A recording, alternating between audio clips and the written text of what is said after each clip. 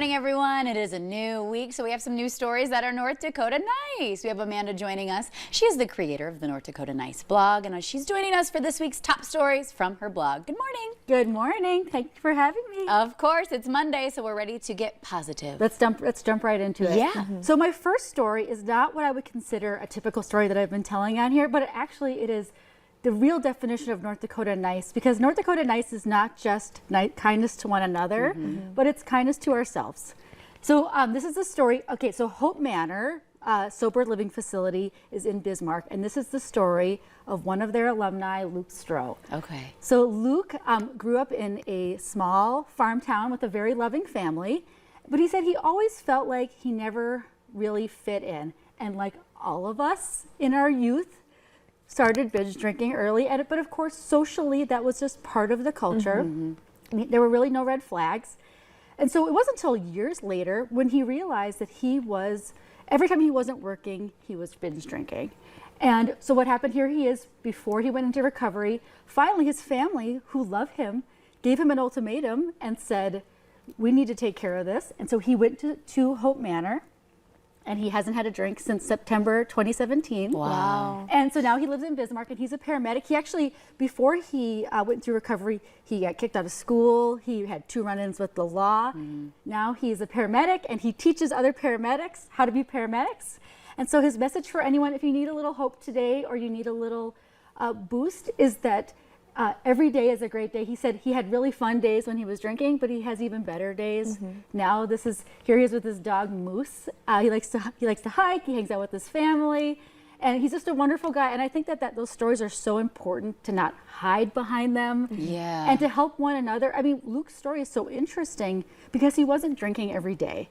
He just was drinking when he wanted to. And so I think if this is your moment where you need a time to say, today's a great day to start forever, please use that. So Luke actually gave me his full story in his own words, and it's on my website at northdakotanice.com, so you can go there right this second and read it, and it's wonderful. And so this is my last thing. September is recovery month, so this is your chance too if you want to go to Hope Manor. Maybe this is the push you need for September. I was just going to start clapping. No, I was just so happy, and I love that he shared his story with you and that we could talk about it here. And I just like how you said this isn't something you want to hide behind. This is just so incredible. So Luke, thank you. Congratulations. We're so proud of you. Thank you for sharing that story, especially ahead of Recovery Month. I think that's perfect timing. Exactly. You know, and I actually heard from his employer too, and they're so happy that he's sharing his story too. That is so important for us as a community to embrace when people want to change and want to grow, that we help them through that. So I love that story. No, I love it, and I love how you told it too, because we talk about North Dakota Nice, and we always talk about, you know, the kindness, as you mentioned, but it's the kindness to yourself that really, really ultimately matters. So I love that one. Thank you. Yes, well, thank you. Well, a good time doesn't stop there, huh? It does not. I tell you. So let's pivot dramatically to the Grand Forks Public Library has what is called the Library of Things, and it is what it sounds like. They want you to borrow, not buy, and it's all sorts of cool items. They said their most popular item is a Wi-Fi projector. They have hotspots. Here's some photos. You can get podcast equipment.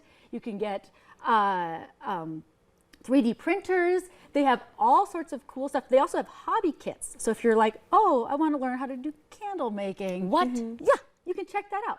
And right now they're trying to get in some musical instruments. So if you were at home and have some musical instruments, my son played tuba for 1 year, and I can tell you that instruments are very expensive. And so I think if you have something that you could donate to them, they're looking for all sorts of cool stuff, but you should go dig around. They have computers, they have bubble machines and karaoke machines and all sorts of cool stuff. Oh, I mean, things you'd never think about getting from the library necessarily. I know. That's stuff you'd think you'd have to get online and buy, or head to Facebook Marketplace or something. You just don't think about getting a free library card and checking something out. Yes, and you know, I think libraries have really pivoted. Speaking of pivots, pretty dramatically over the years. One of the things the Grand Forks Library is trying to do is get a van so they can do more outreach. Oh, here's the library staff. Look at how cute they are. Yay! Yay! Yes, they're wonderful. And my understanding is that these Library of Things are everywhere around the state. So go into your library and try to get Get something. Just start walking out with Get things, a see what thing. they do. You don't do Maybe that. not that Yeah, approach, maybe not but that. yeah. So, yeah. I don't know if we have time. But I think we do. Okay. And we've touched on it in both Valley today and on here, right? Oh, you so and we Jesse don't talked use about it. it. Yeah. No, I love it. Are you kidding? So you tell it, and then I'll fill it in. Yeah. Yes, so actually on our show, we kind of made the connection that the mother and daughter that is responsible for Addie's Royal Cupcake Stand Yes. met the Knights of Valor and Shane from Full Metal Jousting. So he hosts this show on the History Channel. And so they were chit-chatting, I think, in our lobby. Oh my God. And they made the connection, and the Knights of Valor showed up to Addie's Royal Cupcake Stand, which is perfect because, you know, it's all princesses there. Yes, And of then course it is. Shane actually was so generous. He said that next year, if they wanted, that they could host the cupcake stand, at the Renaissance Fair. Oh my gosh. Yes, which would be such great exposure for them. And Yes. hopefully get more sales, more donations. And it was just for them to show up like that Yeah. for someone that they had met just a few days prior, and just the looks on these little kids' faces Yeah. when the knights showed up, because they had the Yes. full armor on. It was amazing. It's like an awe. You're like mesmerized. Yes. Yeah. Those Renaissance Fair folks are so nice. Yes. They gave me tickets to give away on my website. They are so genuine. I met them out in the library, or on the lobby too. And I just yeah, I bounced mean, on this them. lobby is amazing. Yeah, this is like a nice little mecca for networking. It You don't know is. who you're going to find in these hallways. I was sitting there, there's these two knights sitting there drinking coffee. I was like, hello. Good morning, sir.